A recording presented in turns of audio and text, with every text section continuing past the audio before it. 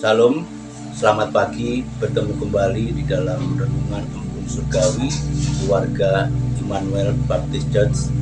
Pagi hari ini Bapak Saudara, kita akan belajar bagaimana proses keimanan kita dalam tahapan semestinya aku berubah. Dan itu diawali ketika kita sudah komitmen bahwa Yesus Kristus Juru Selamat. Sebelumnya mari kita berdoa terlebih dahulu. Terima kasih Tuhan Yesus Kristus. Pagi hari ini kami siap belajar mendengarkan sebagian kebenaran firman-Mu.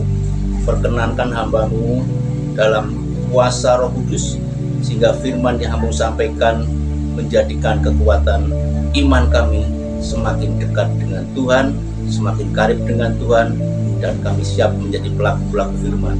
Dalam nama Tuhan Yesus Kristus, Hamba mengucap syukur. Amin. Aku berubah menjadi perenungan pagi ini, di mana saya ambil dalam Roma pasal 12 ayat 1 dan 2 serta Roma 12 ayat 9 sampai 11.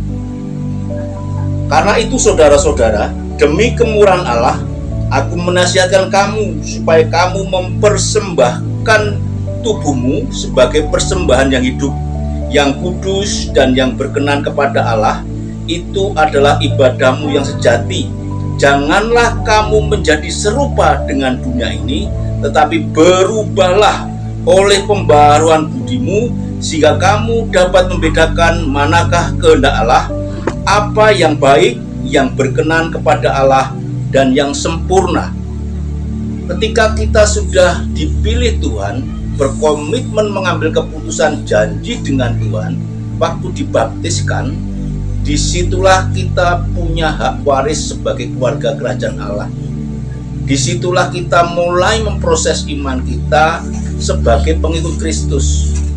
Cuman permasalahannya Bapak Ibu, ketika kita mengawali proses sebagai orang-orang Kristen, terkadang dalam kehidupan yang nyata kita melihat banyak teman-teman seiman kita yang meninggalkan Yesus, bahkan tidak percaya Yesus Kristus lagi, menjual keselamatannya yang sudah dianugerahkan Tuhan itu tetap tinggal abadi. Oleh karena itu Bapak Saudara, ketika Paulus memberi pengajaran kepada jemaat di Roma, dia memberikan nasihat, persembahkanlah tubuhmu. Itu berarti keberadaan tubuh kita, bahkan jiwa kita, bahkan kekuatan kita, itu bagian yang diperkenan Tuhan sebagai ibadah yang sejati. Maka itu diharapkan dalam ayat yang kedua, janganlah, berarti itu sebuah larangan, perintah untuk bisa serupa dengan Allah, bisa seperti yang Yesus Kristus sudah perbuat. Dikatakan janganlah menjadi serupa dengan dunia. Kita memang realita hidup di dunia, tetapi tidak boleh cinta dengan dunia.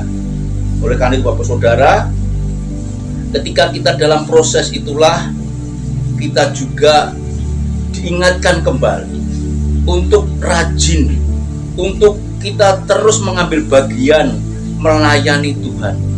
Disitulah kekuatan kita, proses keimanan kita untuk semakin sempurna bersama Tuhan. Karena kerajinan kita, karena iman kita, karena semangat kita, roh kita menyala-nyala. Beri kuasa, beri keleluasan Roh Kudus bekerja dalam hidup kita. Maka itu hendaklah kita sekalian sebagai saudara seiman saling mengasihi, saling mendahului, memberi hormat Bapak Saudara. Bapak Ibu yang saya kasihi, pertanyaannya adalah bagaimana kita mendapatkan perubahan abadi dalam hidup kita. Ada 3 pola menuju perubahan yang abadi, perubahan yang dikenal Tuhan. Yang pertama adalah memahami.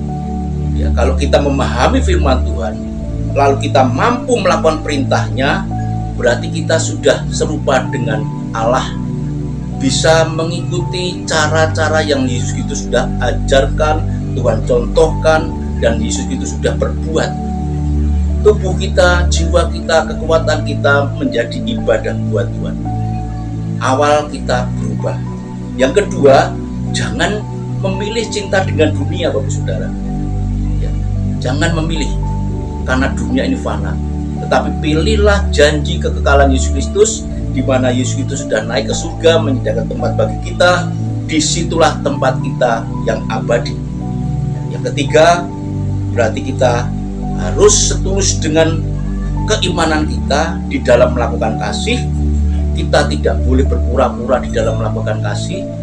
Jangan bertopeng di hadapan sesama saudara seiman, tetapi layakkan diri kita, tempatkan diri kita untuk mengambil bagian saling mendahului dalam mengasihi. Perubahan-perubahan itulah yang terus akan kita hidupi sebagai pengikut Yesus Kristus, sebagai orang Kristen. Kita mau menyatakan, kita mau janjikan, kita sebagai anak-anak Tuhan sudah berubah.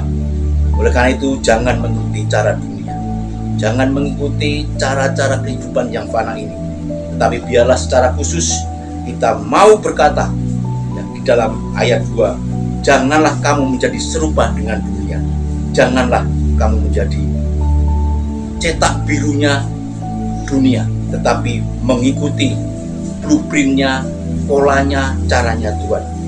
Bapak Ibu yang terkasih dalam Yesus Kristus, ketika kita sudah memasuki fase perubahan, seperti metaforanya ulat menjadi kupu-kupu, kita pun harus senantiasa sadar diri bagaimana kita menghidupi perubahan itu. Alkitab memberitahu kita dalam Efesus 4 ayat 22-24, yaitu bahwa kamu berhubung dengan kehidupan kamu yang dahulu harus menanggalkan manusia lama yang menemui kebinasaannya oleh nafsunya yang menyesatkan, supaya kamu dibaharui di dalam roh dan pikiranmu, dan mengenakan manusia baru yang telah diciptakan menurut kehendak Allah di dalam kebenaran dan kekudusan yang sesungguhnya. Fase berikutnya setelah kita meresponi dan kita terus maju dinamis dengan Tuhan, dalam naik turunnya kehidupan kita sudah dikenakan sebagai pribadi manusia baru, dicipta menurut kehendak Allah, di dalam kebenarannya, di dalam kekudusannya. Kiranya kasih anugerah tinggal tetap dalam hidup kita. Kita berubah, berikan Roh Kudus kuasa yang leluasa dalam hidup ini. Tuhan Yesus memberkati. Haleluya. Amin.